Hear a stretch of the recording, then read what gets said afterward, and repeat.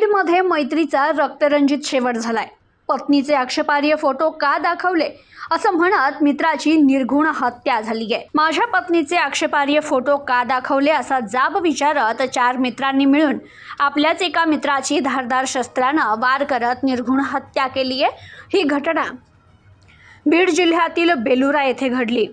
या प्रकरणातील मुख्य आरोपी एक होमगार्ड असल्याने जिल्ह्याच्या कायदा आणि सुव्यवस्थेवर प्रश्नचिन्ह निर्माण झाले असून नागरिकांमध्ये तीव्र संताप व्यक्त होतोय।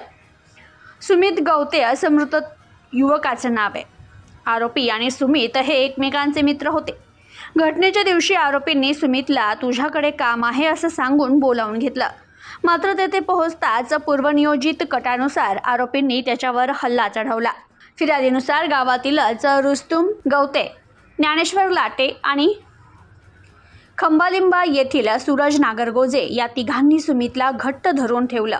त्यानंतर गावातीलच त्याचा मित्र रितेश बहिर याने हातातील धारदार शस्त्रानं सुमितच्या अंगावर सपासप वार केले। या भीषण हल्ल्यात सुमितचा जागीच मृत्यू झाला।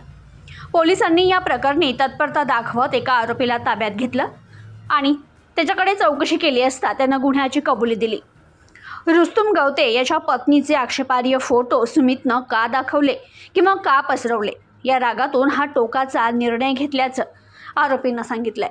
तर या घटनेतील एका आरोपीचा संबंध होमगार्ड दलाशी असल्यानं परिसरात खळबळ उडाली आहे। रक्षक जर भक्षक बनू लागले तर सामान्य जनतेनं कोणाकडे पाहायचं?